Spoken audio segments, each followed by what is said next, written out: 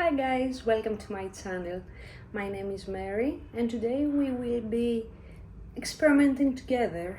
I'm actually going to propagate this retusa which I got 4 days ago.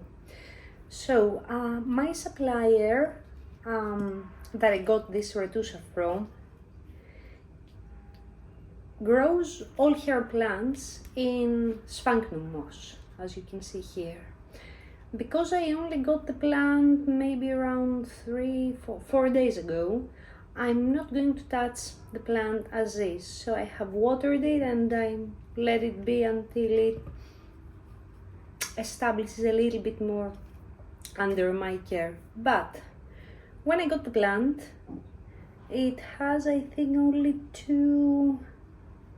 it should be 2 rooted cuttings in here. The thing is that I got it with all this new length.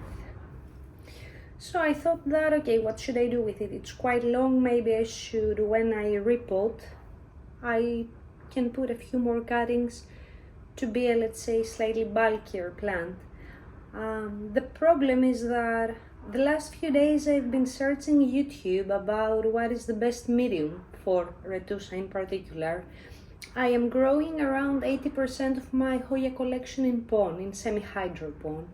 So I thought, okay, I can try pond, but the thing is that no matter how much I searched, I didn't see any posts, any articles, anything about retusa in pond. So I'm not sure if it will work out for the plant or not. And because I do like this plant and I was looking for a while to get my hands in one, I'm thinking that the best solution would be to propagate into different mediums and see which one takes the best. So this is exactly what we're going to do today. We will propagate this together in different mediums like perlite, sphagnum moss, my chunky mix that I use for some of my hoyas, and pond. And I will give you the updates maybe in 2 or 3 weeks after the cuttings take off or die, hopefully the first. So what do we need to propagate? First of all, some scissors or shears. I have my kitchen scissors here. Make sure that before you cut the plant, you always have sanitized the shears or the scissors that you're using.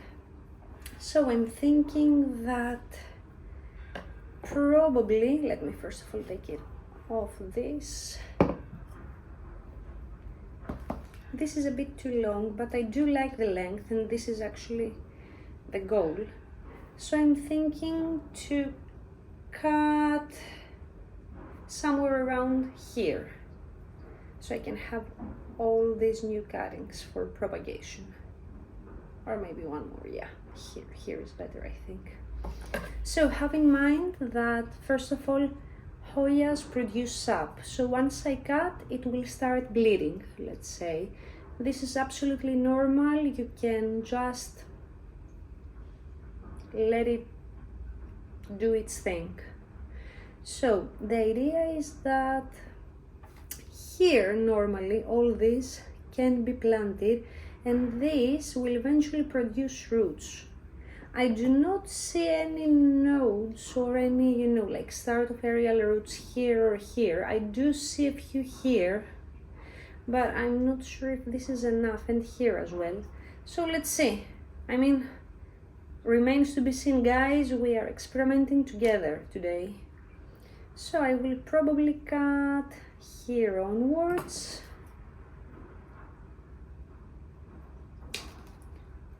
You see, this is the sap. So always have some like napkin in hand or whatever, so it dries. So this small part will actually dry out naturally.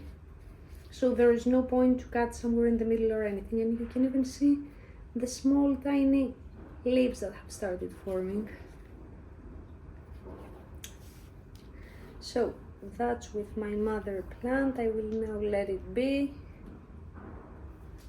and do not disturb it anymore. I'm putting it over here, and this is my cutting, which will also bleeding, also producing some sap, which now I will cut into smaller cuttings, and then I will start propagating. So one cutting, you see, practically this will be the part that will go inside the soil, and this we will keep on top. So I'm cutting here, again some sap,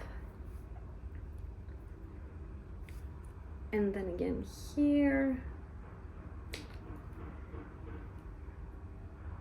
and one more here.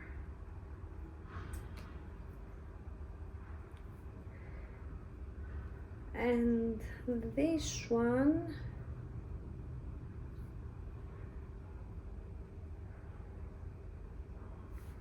let me see, so we have 2, 3, so I do one more. Let's give it a try, because why not?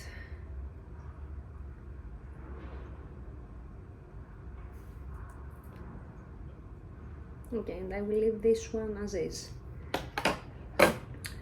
So now, oh, this one actually turned so small. Anyway, so now we have 1, 2, 3, 4, 5 different cuttings.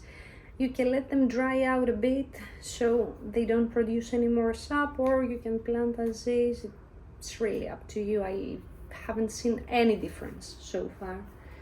So let's start. I have different pots here. We will use different mediums to it. So let's start first with the sphagnum moss. I have already pre-wet, pre-soaked my moss, and I can just put here one medium. It's always better to pre-soak, because if it's too wet, it's not good for the plant. You might get it start rotting. If it's too dry, then when you water, you might not be familiar with how much watering you should do.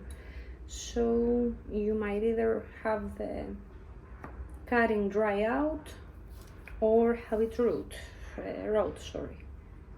Both not good, to be honest. Alright, so this is one. This is a bit too long though, so I will cut it a bit more. Alright, and then just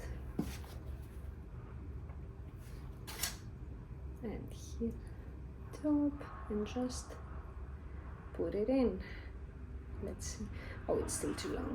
Yeah. Maybe, you know what? I will keep this for one of the different pots.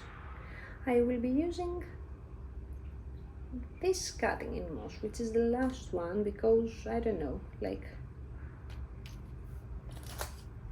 see, just put it in.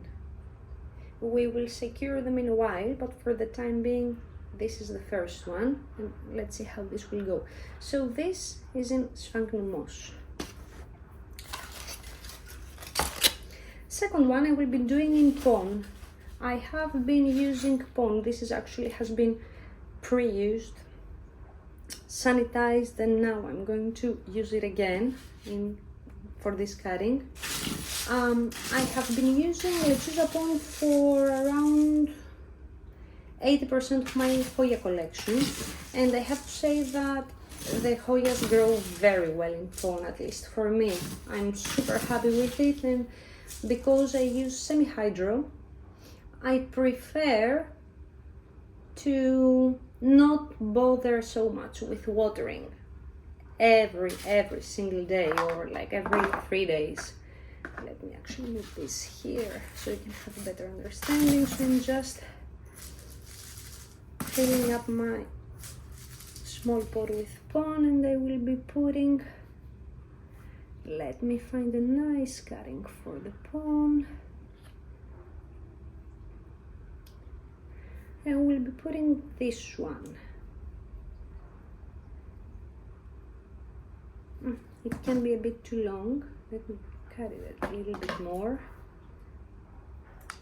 Okay, and again dry out a bit. So this time for pawn I will, and sorry, you just chuck it in slowly. Well, I think I overdid it with the pawn. Put too much all at once, so you just chuck it in and then refill a bit more.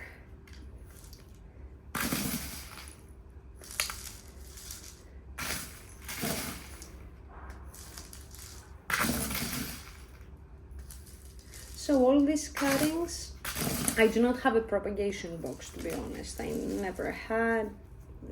I live in a high humidity place. I live in Hong Kong, which if you have below 60% humidity, you feel like, I don't know, it's super dry.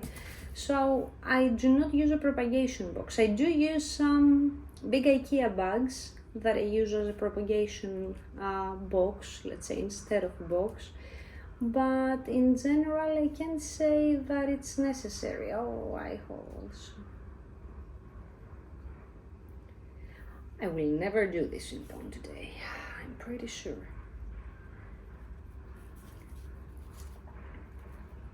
Nope. Third time's a charm.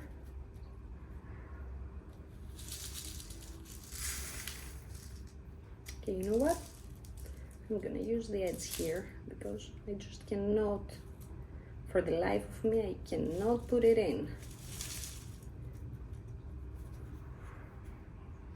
This is what's happening.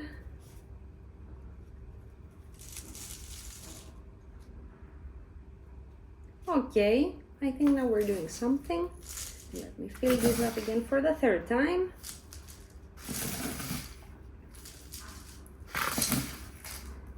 So retusa is a hoya that many people either love or hate. I'm not sure why is that. I think it's because of the leaf shape. So second one is ready with the pawn. It could go on a higher pot actually. You know what? I'm gonna change for a fourth time, so I will be using this pot because it's slightly higher to plant this. And this is only because, if you can see here, there is a small root growing. So I want to make sure that I can chuck this in. So out it goes again. Okay guys, so apparently it was impossible to put this cutting in. I have no idea why I'm so incapable today, but yeah, here it is in pawn. And let's go for the next one. So next one we will be using perlite. So I have my perlite here. Normally I would say when you do this, wear a mask or something because perlite is quite dusty, so it's not best to use this without any protection on. But now it's just, you know, this small cup and just a small cutting, so I'm not overly worried.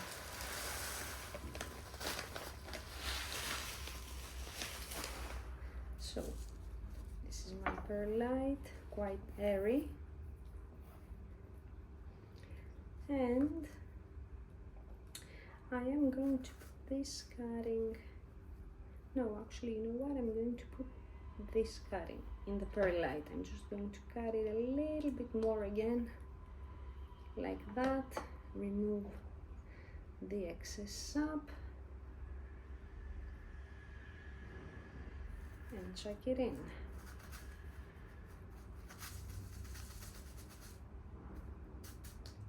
And here we have it.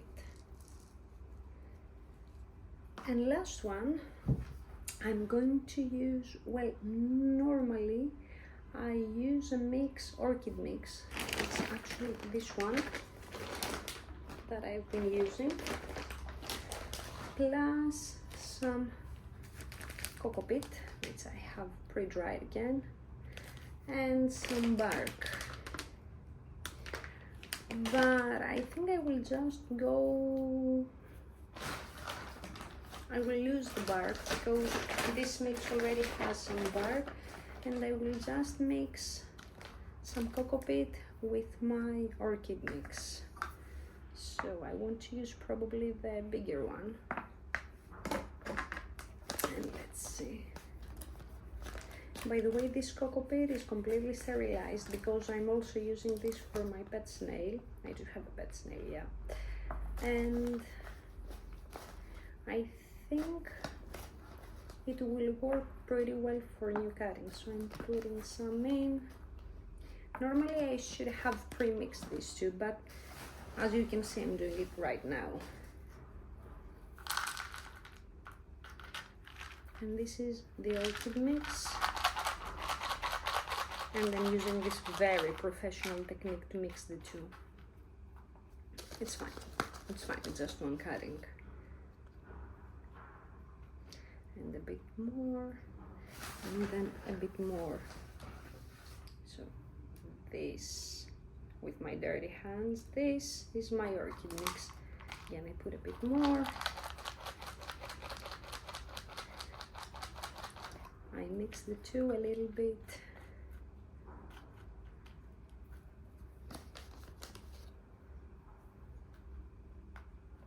Alright, and now I'm checking my last cutting.